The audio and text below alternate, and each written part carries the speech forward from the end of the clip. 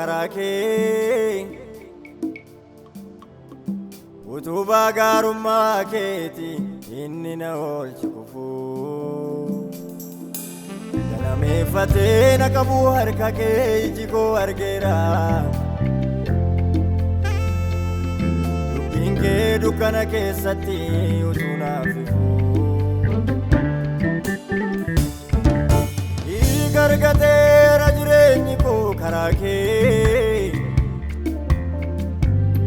gombisaa gaarummaa keeti inni na oolchi kufuu galameeffatee na qabu yaada kee sammuun koo beekeera dubbiin kee dukkana keessatti utuu naaf ifuu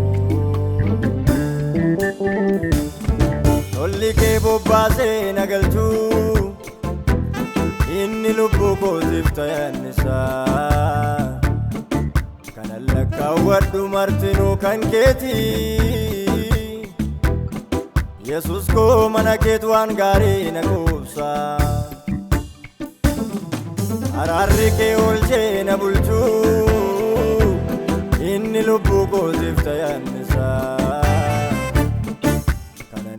gaddu martinuu kan keeti Yesus koo maaddii keetu waan gaarii na quubsaa toora jiruu hangafaa keessaa tulluu galataan si mul'isaa amma dabeerumaan kee mana koo toora gaarii soora qalbii koo toora jiruu hangafaa keessaa tulluu faarfannaan si mul'isaa gaarii dabeerumaan kee keekoo toora gaarii soora qalbii koo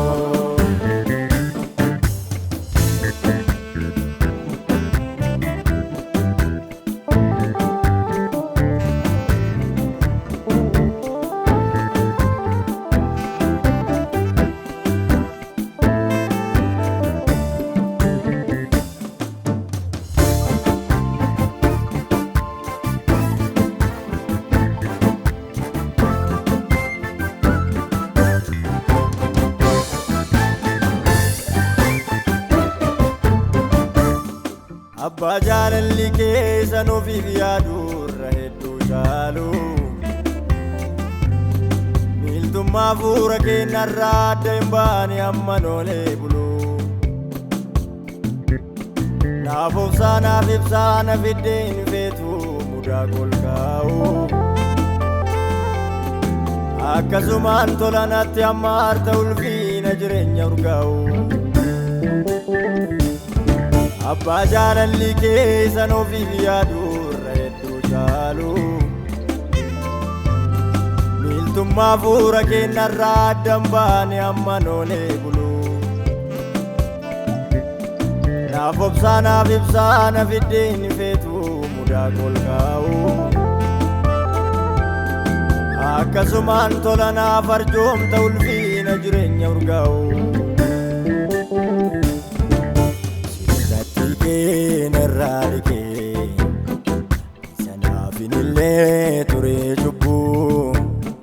gammadaan jiraadhaa si wajjinii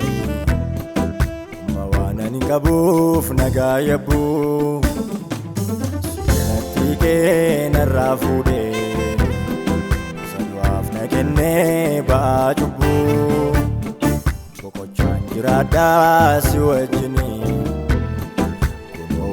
kabuuf nagaa yabbuu urgeessee sitti na dhiyeessee isaaf jiruu waraarri kee akkan du'a lubbuun hin salphanneefi galaana cubbuu koo gogse dhiigni kee godoo koo keessaa sagalee weedduuf jajannaa tursa karoon ittiin sirraa baruu sinaaf uumame garrisaa